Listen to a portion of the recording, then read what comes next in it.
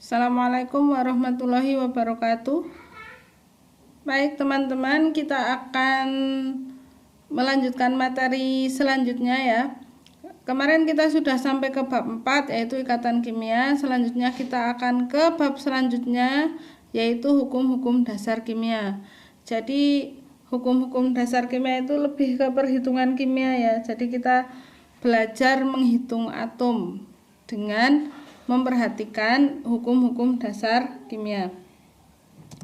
Nah, ini kita bisa melihat gambar ini. Ada gambar telur, beras, serta atom. Kalau kita mau menimbang massa atau mengukur telur, kita biasanya gunakan kilo. Kemudian kalau beras juga satuannya kilo. Nah, tapi kalau kita misalnya mau menghitung sendok gitu misalnya ya, gerabah gitu, ada sendok, piring, gelas gitu. Kita menghitungnya menggunakan satuan apa ya? Lusin ya. Lusin. Jadi masing-masing benda itu punya satuannya sendiri-sendiri. Punya massa ukuran sendiri-sendiri. Nah, ternyata atom pun punya satuan sendiri di mana atom itu satuannya adalah mol. Nah, nanti kita akan pelajari mol itu, tapi sebelum mempelajari satuan dari atom yang disebut dengan mol, kita akan belajar dulu hukum-hukum yang mendasari tentang mol itu.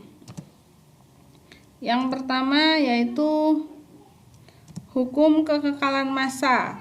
Jadi hukum kekekalan massa ini dikemukakan oleh Anthony Laurent Lavoisier, atau sehingga hukum kekekalan massa biasanya disebut dengan hukum Lavoisier.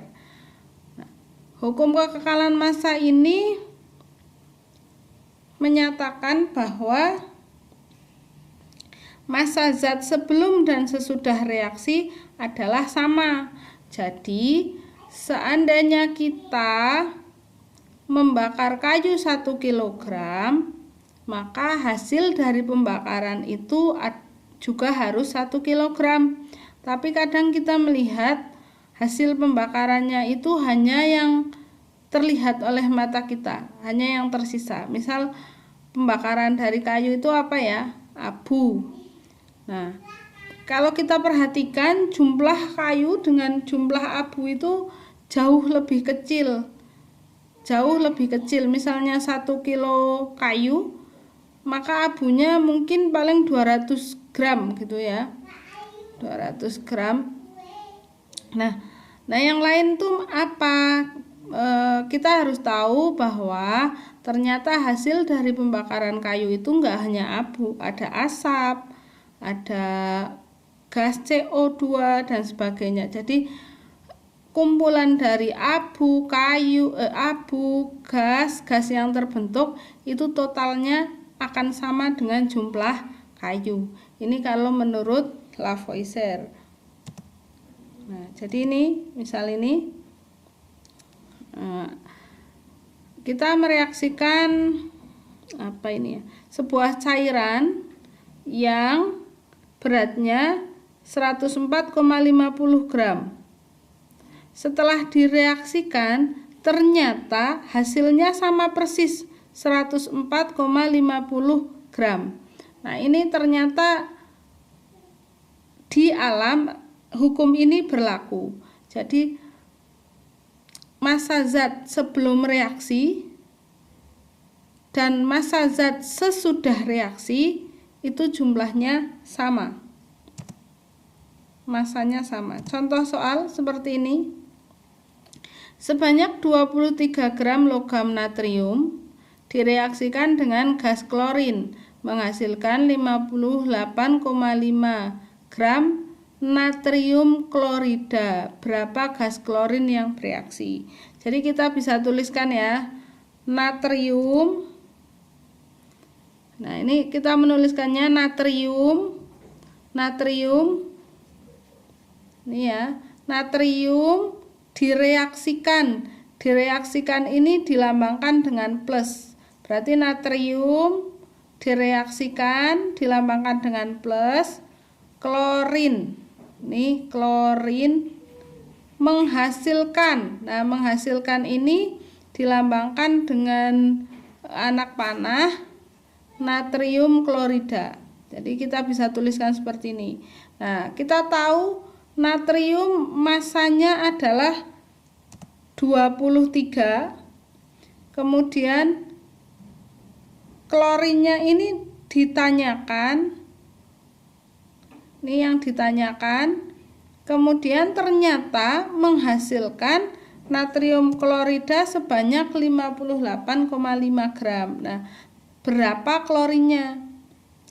Kita harus ingat bahwa massa zat sebelum reaksi, jadi ini unsur-unsur yang ada di sebelah kiri anak panah, ini merupakan zat-zat sebelum reaksi. Kemudian yang di sebelah kanan anak panah, ini merupakan zat-zat sesudah reaksi.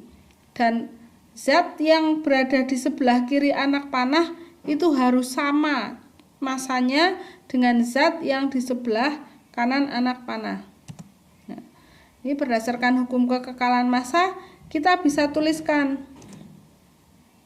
massa natrium ditambah massa klorin harus sama dengan massa natrium klorida. Dengan seperti ini, kita masukkan angkanya. Massa natrium berapa? 23. Kemudian massa klorin dicari. Kemudian massa natrium klorida 58,5. Kemudian kita pindah ruas karena kita mau cari X, berarti 23 gram kita pindah ruas ke sebelah kanan, ke ruas kanan, sehingga yang tadinya plus jadi minus. Karena kita mau cari X, maka 23-nya dipindah ke ruas kanan. Yang tadinya positif ini karena pindah ruas jadi negatif. Sehingga 58,5 dikurangi 23 hasilnya adalah 35,5 gram. Itu artinya massa yang bereaksi, massa dari klorin yang bereaksi adalah 35,5 gram. Jadi intinya zat yang massa di sebelah kiri anak panah itu harus sama dengan massa zat di sebelah kanan anak panah. Itu hukum yang pertama, yaitu hukum kekekalan massa atau hukum Lavoisier. Massa zat yang berada di massa zat sebelum reaksi harus sama dengan massa zat sesudah reaksi. Kemudian hukum yang kedua, yaitu hukum perbandingan tetap atau hukum Proust. Nah, ini kenapa disebut hukum Proust? Karena dikemukakan oleh Joseph Louis Proust yang menyatakan perbandingan massa unsur-unsur dalam setiap senyawa selalu tetap. Jadi, misal ada H2 dengan O menghasilkan H2O. H itu 1 gram. Untuk menghasilkan 1 molekul H2O, massa H2-nya itu harus 1 gram, O2-nya harus 8 gram. Ini tetap, ini pasti seperti ini. Tidak boleh berubah. Kalau massanya berubah, nanti akan yang bereaksi tetap perbandingannya seperti ini. Jadi perbandingan untuk menghasilkan 1 molekul H2O itu hanya 1 gram, O-nya 8 gram atau 1:8. Dari manapun itu airnya, mau air dari air sungai, air danau, air laut, perbandingannya harus sama, 1:8. Ini menurut hukum Proust. Nah, ini dan akan menghasilkan 9 gram H2O. Jadi setiap 1 gram H2 dan 8 gram O2 akan menghasilkan 9 gram H2O atau 1 molekul H2O. Nah, ini kalau 9 gramnya tahu ya, ini tadi berdasarkan hukum perbandingan hukum kekekalan massa. Nah, sehingga ini bisa dilihat ya. Ini perbandingannya tetap semua 1:8 semua. Ini 1 gram oksigen akan bereaksi dengan 8 gram oksigen menghasilkan 9 H2O. Kalau yang tersedia 1,5, maka massa oksigennya 12. Sehingga kalau 12 bagi 1,5 itu hasilnya 8. Artinya tetap 1:8. Ini semuanya sama. Kalau gas hidrogennya 2, maka massa oksigennya 16. Sehingga menghasilkan massa senyawa air 2 tambah 16 hasilnya 18. Semuanya tetap. Jadi perbandingannya tetap. Ini contoh soalnya. Perbandingan massa karbon dioksida adalah 3:8.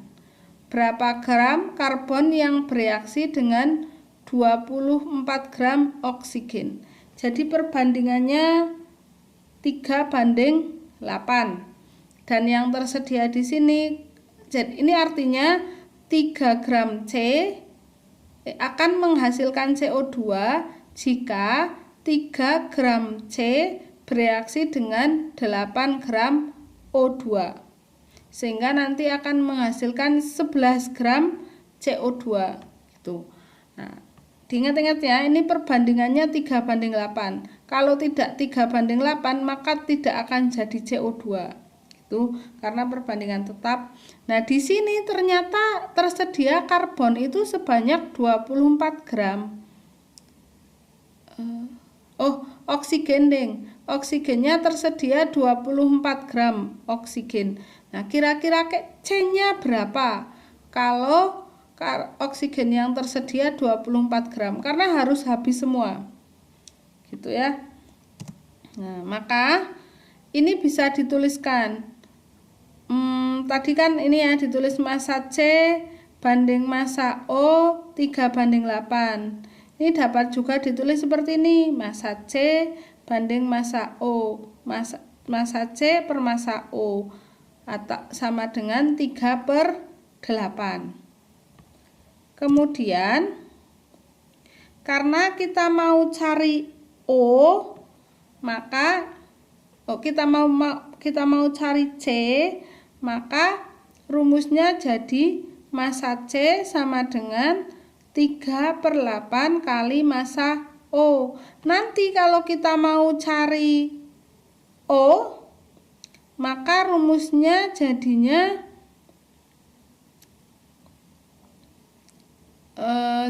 berarti 3/8 kali C gitu ya.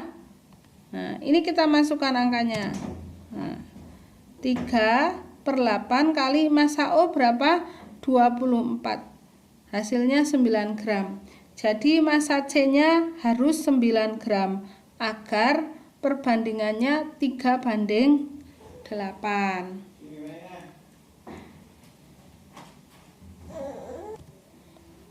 Baik, jadi angka 3/8 ini dari perbandingan ini ya. Kemudian angka 24 ini dari massa oksigen ini. Paham? Oke.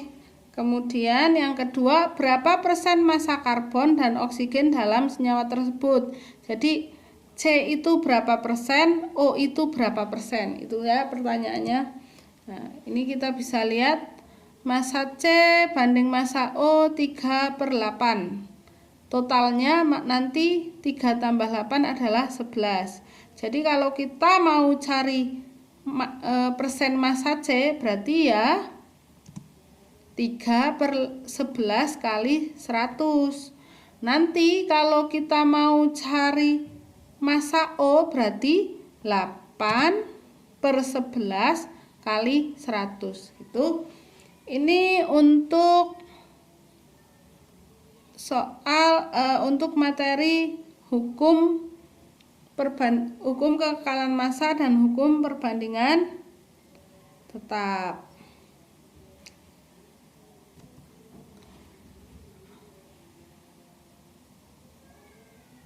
Oke, baik itu dulu untuk materi kali ini. Terima kasih. Assalamualaikum warahmatullahi wabarakatuh.